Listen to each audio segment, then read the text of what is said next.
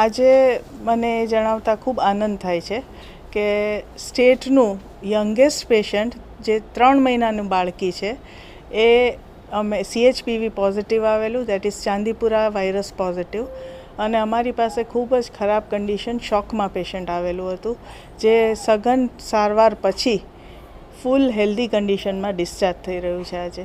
અને એની further details પેશન્ટની તમને પીડિયાટ્રિક્સના જેમણે ટ્રીટમેન્ટ કરી છે એ ડૉક્ટર આપશે. નમસ્તે, મારું નામ ડૉક્ટર પલક ખપાણી છે. અત્યારે હું આપને સમક્ષ 3 મહિનાની દીકરી પ્રિયાંશીબેનની ડિટેલ આપી રહી છું. આ બાળકી 19 જુલાઈના રોજ અમારી સિવિલ હોસ્પિટલમાં દાખલ થઈ હતી. આ પરિવાર 10મી જુલાઈએ મધ્યપ્રદેશથી શિફ્ટ થયું હતું અને આ પરિવાર ગોંડલના પાંચિયાવદર ગામમાં રહે છે. ઘર પિતા વાડી વિસ્તારમાં કામ કરે છે અને ઘર માટીથી લીપાયેલું ઘર છે.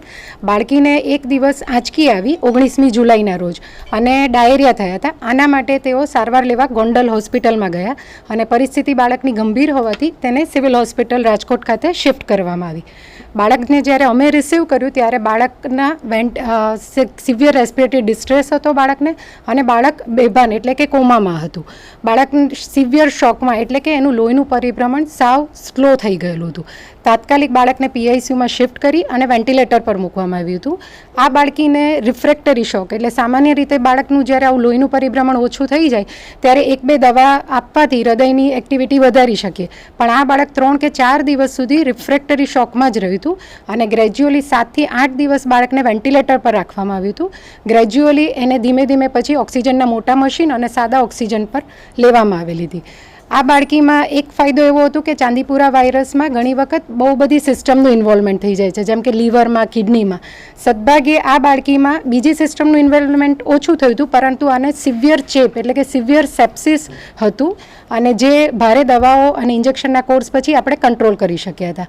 આ બાળકીનો ગઈકાલે આપણે MRI પણ કરાવી ચૂક્યા છીએ કે જે નોર્મલ છે. અત્યારે બાળકી એના મમ્મીના ધાવણ ઉપર અને સ્વસ્થ રીતે આપણે ડિસ્ચાર્જ માટે એને મંજૂર કરી રહ્યા છીએ. અમારા ધ્યાન મુજબ આ સૌથી નાનું બાળક છે. 3 મહિનાનું બાળક છે. સર, એ 19મી અમારા ત્યાં આવી, એને 7 થી 8 દિવસનો વેન્ટિલેટરની ટ્રીટમેન્ટ મળી અને ટોટલ આજે 17મો દિવસ છે જ્યારે આપણે એને ડિસ્ચાર્જ આપવા આજે જઈ રહ્યા છીએ.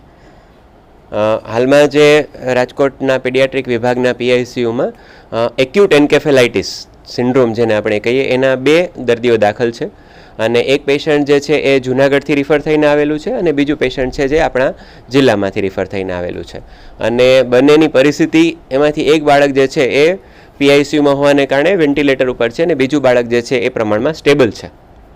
બંનેના રિપોર્ટ જે છે લેબોરેટરીમાં મોકલાઈ ગયેલા છે ને we are waiting for the reports.